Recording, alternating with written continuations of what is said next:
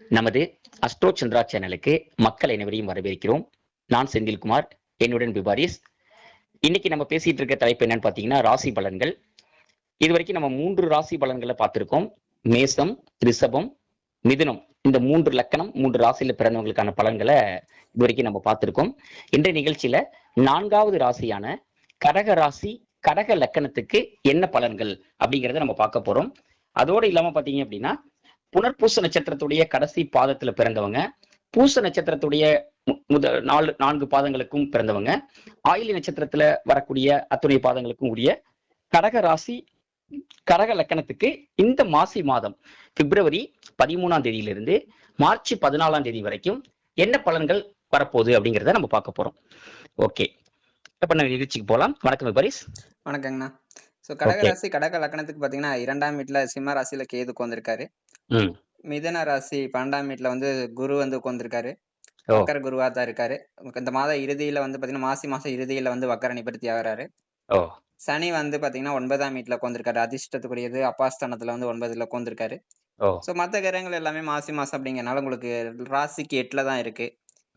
So அப்படிங்கும்போது உங்களுக்கு 8ஆம் வீடுங்கிறது உங்களுக்கு ஒரு நெகட்டிவான வீடு தான். ஸோ அப்படிங்கும்போது ஹெல்த்தை வந்து கடக லக்கணம் வந்து கடக ராசி நேயர்கள் வந்து இந்த டைம் வந்து ஹெல்த் உடம்பு பாதிக்கணும். உடல் ஹெல்த்தோட என்ன சொல்றது, ஆரோக்கியம் வந்து கொஞ்சம் ஆரோக்கியம் வந்து சீர்கேடு ஆகிறதுக்கான வாய்ப்பு அதிகம். ஸோ அப்படிங்கும்போது ஹெல்த் அவங்களோட உணவுல வந்து கேர்ஃபுல்லா இருக்கணும். ஏன்னா 2ல கேது வந்துருக்குது. ஸோ சாப்பாட்டு வகையில கேர்ஃபுல்லா இருக்கணும். ஸோ இது ரெண்டுமே வந்து பாத்தீங்கன்னா சாப்பாட்டு வகையிலையும் ஆரோக்கியத்தையும் கொஞ்சம் கேர் பண்ணி பாத்துக்கணும் அப்படிங்கறத கடக லக்கணத்துக்கான அமைப்பு. ஓகே. அப்புறம் வந்து பாத்தீங்கன்னா 9ல சனி உட்கார்ந்திருக்கிறது, 9ஆம் வீட்டு அதிபதி குரு வந்து 12ல போய் உட்கார்ந்திருக்காரு. சோ இதெல்லாம் வந்து பாத்தீங்கன்னா தந்தைக்கு வந்து பாத்தீங்கன்னா விரை செலவுகள், தந்தைக்கு ஹாஸ்பிட்டல் செலவுகள் பண்ணக்கூடிய அமைப்பு இருக்குது. மத்தபடி குரு 12ல இருக்கிறது சுபவிரை செலவுகளுக்கு கொண்டு போகும். சோ சுபவிரை செலவுகள் என்ன சொல்றது, வெளிநாட்டு சம்பந்தப்பட்ட டிராவல் பண்றாங்க அப்படின்னா புதன் இந்த டைம்ல ஆக்சுவலி வக்கரம் ஆகிறாரு இந்த மாசத்துல, மாசி மாசத்துல. அப்படிங்கும்போது வெளிநாட்டு டிராவல்ல வந்து பாத்தீங்கன்னா டாக்குமெண்டேஷன் சம்பந்தப்பட்டது, அதுல வந்து பாத்தீங்கன்னா உங்களுக்கு விசா எடுக்கிறது, இந்த இது பேப்பர் ஒர்க்ல இருக்கு இல்லையா, வெளிநாட்டு சம்பந்தப்பட்ட பேப்பர் ஒர்க். சோ அது வந்து பாத்தீங்கன்னா ஏதாவது மிஸ்டேக்ஸ் நடக்கிறதுக்கு வாய்ப்பு உண்டு, டிலே ஆகிறதுக்கு வாய்ப்பு உண்டு.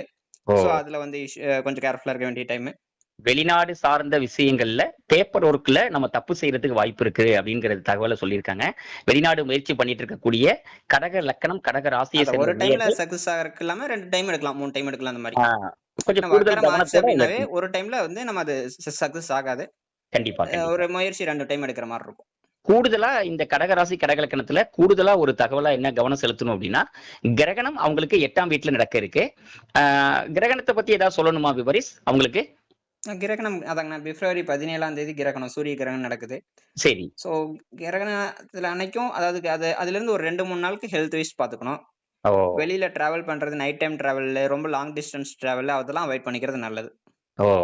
உங்களோட அன்றாட பணிகளுக்கு நீங்க பண்ற டிராவல்ல எந்த இடையூறும் இல்ல. அன்னெசரி டிராவல்ஸ் வந்து இந்த மாசி மாதத்துல நீங்க தவிர்க்கணும். மாசி மாதம் அப்படிங்கிறப்ப உங்களுக்கு ஒரு குழப்பம் வரும். பிப்ரவரி 13ல இருந்து மார்ச் 14 வரைக்கும் உள்ள இன்பிட்வீன் கேப்ல நீங்க தேவையற்ற பயணங்களை தவிர்க்கிறதும், உங்களுக்கு சந்திராஷ்டமம் கிரகணத்தோட சேர்ந்து சந்திராஷ்டமும் வர்றதுனால விபாரி சொன்னாங்க 17, 18, 19 இந்த நாட்கள்ல கூடுதல் விழிப்புணர்வோட நீங்க இருக்கணும். அதே நேரத்துல வண்டி வாகனங்கள்ல வித்த காமிக்கிறது, இந்த முறுக்கிட்டு வண்டி ஓட்டுறது, இந்த கடைசி நேரத்துல ஆபீஸ் 10 மணிக்கு 9:55 கிளம்பி வேகமா டிரைவ் பண்ணிட்டு 80 கிலோமீட்டர் 100 கிலோமீட்டர்ல வேகமா போறது, ஃப்ரெண்ட்ஸோட சேர்ந்து வண்டி வாகனங்கள்ல வித்த காமிச்சு கீழே விழுந்துடுறது, இதுக்கான வாய்ப்புகள்லாம் அதிகமா இருக்கு. வண்டி வாகனங்கள் இதுல எல்லாம் பாத்தீங்கன்னா ரொம்ப கூடுதல் கவனமா இருக்கிறதும், தேவையற்ற வித்தைகள் காமிக்கிறது, தேவையற்ற விஷயங்கள்ல நம்ம கவனம் செலுத்துறதை தவிர்க்கிறதும், அன்னெசரி டிராவல்ஸை குறைச்சிக்கிறதும் இதெல்லாம் வந்து ரொம்ப ரொம்ப முக்கியம் அப்படிங்கிற தகவலை சொல்லியிருக்காங்க. இதை தாண்டி பாத்தீங்கன்னா ஆராய்ச்சி செய்யறது, ரிசர்ச் ஃபீல்ட்ல இருக்கக்கூடியவங்க, ஆய்வு சம்பந்தமான விஷயங்கள் இருக்கிறவங்க, இவங்களுக்கெல்லாம் வந்து பாத்தீங்கன்னா இது ஒரு பொற்காலம். இவங்கெல்லாம் வந்து பாத்தீங்கன்னா இந்த நேரத்துல தன்னுடைய அந்த ஆராய்ச்சி சம்பந்தப்பட்ட ரிசர்ச் ஃபீல்ட்ல இவங்க வந்து தனி முத்திரை பதிக்கிறதுக்கான வாய்ப்புகள் எல்லாம் இருக்கு. ஸோ அதுல வந்து அவங்க வந்து இன்னும் தன்னை இம்ப்ரூவ் பண்ணிக்கிறதுக்கும், தெரியாத விஷயங்களை தெரிஞ்சுக்கிறதுக்கும் இந்த மாசி மாதம் ஒரு நல்ல வாய்ப்பா இருக்கும். அதை தாண்டி பாத்தீங்க அப்படின்னா அந்த ஸ்டாக் மார்க்கெட்ல இருக்கிறவங்க எல்லாம் இந்த மாதத்துல ரொம்ப ரொம்ப கவனமா இருக்கணும். ஸ்டாக் ஏன்னா 8ஆம் வீடு வலுப்பெறதுனால, 8ஆம் வீடு அப்படிங்கிறது துரதிருஷ்டத்தை குறிக்கக்கூடியது, இழப்புகளை குறிக்கக்கூடியது. அதே நேரத்தில் 12வது வீட்டுல குரு வக்கரமாகி இருக்கிறதுனாலையும், குரு உட்கார்ந்துருக்க வீட்டோட அதிபதியான புதன் வக்கரமாகி 8ஆம் வீட்டில் இருக்கிறதுனாலையும் நீங்க ஸ்டாக் மார்க்கெட் சார்ந்த விஷயங்கள்ல கூடுதல் விழிப்புணர்வோடு இருக்கிறது ரொம்ப ரொம்ப நல்லது. கொஞ்சம் கவனக்குறைவா இருந்தீங்க அப்படின்னா 2ல கேது போயிட்டு இருக்கிறதுனால பண இழப்புகள் ஏற்படுறதுக்கு வாய்ப்புகள் இருக்கு. இன்னொரு விஷயம் பாசிட்டிவா சொல்லணும் அப்படின்னா, இன்ஹெரிட்டன்ஸ் அப்படின்னு சொல்லக்கூடிய உழைக்காத பணத்தை பெறக்கூடிய அற்புதமான மாதமா இந்த மாதம் அமையுது. கரெக்டா விபரிஸ்? கரெக்டுங்கண்ணா. அதை பத்தி ஏதாவது நேயர்களுக்கு சொல்லலாமே. டாக்ஸ், இன்சூரன்ஸ், இந்த மாதிரி மணி, ஓகே, கும்பராசிங்க அப்படிங்கும் போது சடன் மணி, இன்சூரன்ஸ் ரிலேட்டடான மணி வர வேண்டியது பெண்டிங் இருக்கு. சோ அந்த மாதிரி விஷயங்களுக்கான மணி எல்லாம் வர்றதுக்கு வாய்ப்பு அதிகம். அருமை அருமை. ஸோ இன்ஹெரிட்டன்ஸ்னா நேயர்களுக்கு புரிஞ்சிருக்கும்.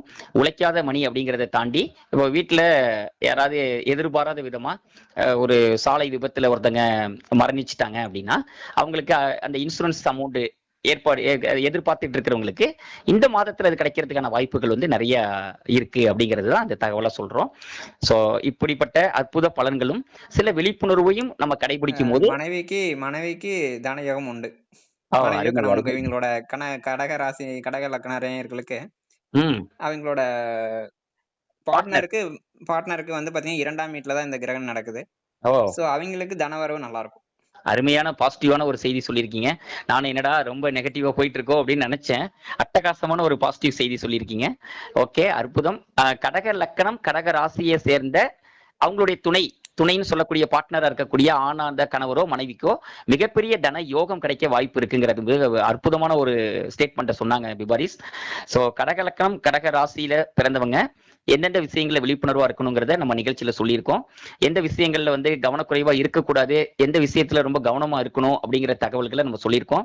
இந்த வீடியோவை இன்னும் ஒரு முறை திருப்பி கேட்டு நீங்க என்ன பண்ணுங்க, எதுல கவனமா இருக்கணுங்கிற தகவல்களை தெரிஞ்சு அதுல கவனமா இருங்க. இந்த நிகழ்ச்சி வந்து பாத்தீங்கன்னா உங்களுக்கு ரொம்ப பயனுள்ளதா இருக்கும்.